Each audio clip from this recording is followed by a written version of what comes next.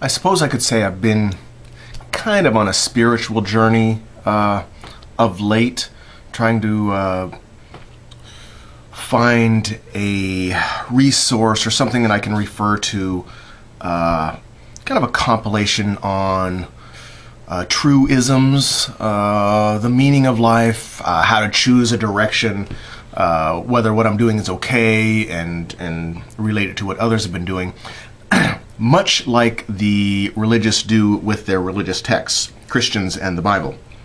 And I had, oddly, this all kind of came together with several juxtapositions. The first one was that I watched a video, or a video came out, a TED Talk, Alain de Botton, Atheism 2.0, and he was talking about how if you're Christian or religious, you get the community and all the support of the religion, of the church, the rituals, the guidance, although on how to live, you get instructions from your book on how to live. What's the appropriate thing? Not that it's, in my case, not that I think it's right what they say. I don't think any book that tells you to kill people is the appropriate book to follow for life. But they get their moral compass from a book, a guidance on how to live. And if you're not a Christian or part of that religion, you don't get any of that. You don't get the rituals and things like that. An atheist, or scientific atheists, the classic, when you say moral guidance or moral compass, or how to live, they don't normally want to deal with that. That's something that should be common sense. You live by the theories of physics, and everything else should fall into place.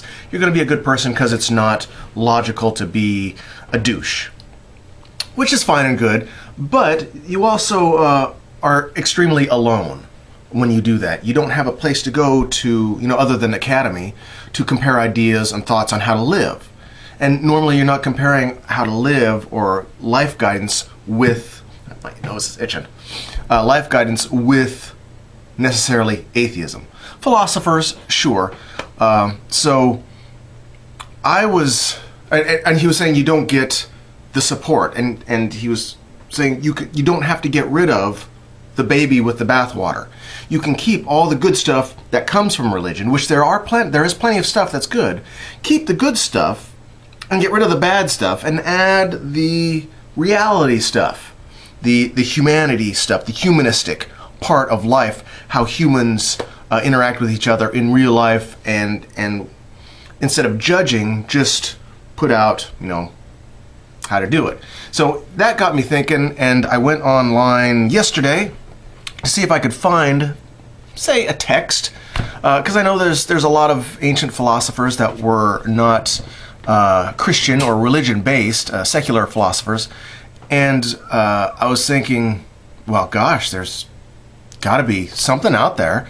And damn it, the SOPA blackout was yesterday. So I couldn't get on Wikipedia to find out if there's a wiki blog, something, a how to live and not be a douche wiki blog. I'm sure there is one, but I couldn't find it yesterday, and this is when I was on it. I then decided, well, I've put together some kind of personal rules. I call them traveler rules. Rule number one, just as an instance, is never lean up against the counter in a public restroom, because you'll get wet crotch. And then I took some time and went into detail on the philosophy behind exactly, other than the humor of it and the realism of it, what that meant, and why that water was there, and the responsibility of people, just the philosophy of not leaning up against the counter in a public restroom. So I did that for several of my traveler rules. And then I did another search for philosophy, humanistic Bible, I believe is what I put in, Humanist Bible. And YouTube came up, and A.C. Grayling had a presentation. Actually, it was on Fora TV. I saw a clip on YouTube that went to Fora TV. And he has, over the past 30 years, accumulated all the secular humanistic philosophies and put them into a book styled after the King James Bible. So the 2 columns, chapter, passage. And after hearing his presentation, I quickly discarded what I was doing because he is a way better writer, philosopher than I am. And went on to Barnes & Noble's and purchased the book. Actually, I had another therapist, she was going to Barnes & Noble pick it up for me as I was looking for the ebook version. Because it's the King James style, I wanted the physical book, but now that I have it, that's not really necessary. I'll probably still pick up the digital copy. And here it is, the good book. I hope that's not too shiny. Get a good version of that. The Good Book by A.C. Grayling, and it is fat like the Bible. I kind of wanted it to be gold-leafed, gold edges, and very Bible-like, just to be kind of a screw you to the actual Bible. But it's all right. The other thing that I've been noticing, and I've been perusing just a little bit of it, it's not anti-religion. It doesn't really mention, so far, how religion is bad. It just tells the stories, like the Bible does, that philosophers of the past have laid out. And he doesn't just do philosophers of the A-grade philosophers. He does every bit of philosophy that he's run into and has written down. And so it's taxi drivers and movie stars and whoever he's heard a truism from, he's incorporated into this book as parables for how people live, and maybe you could get something from it.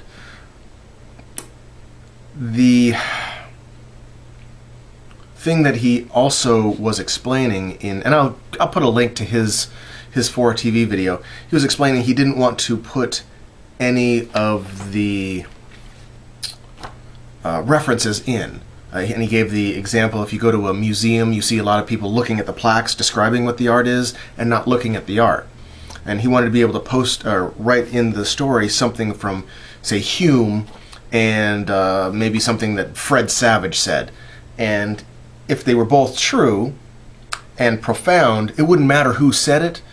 Everybody has the rights to those words, that wisdom, the humanistic wisdom. So he didn't put any references in here at all. A list of some stuff in the back, just a list of names, not very extensive, a lot of them, but not very extensive. So it's just, the book stands by itself. The words are the words of wisdom throughout history, of a non-religious base, and so far it's very, very enlightening, and I highly recommend this, and I hope this wasn't too boring for you. If you do pick it up or you have read it, I would love to hear what you think about it. So have a great day.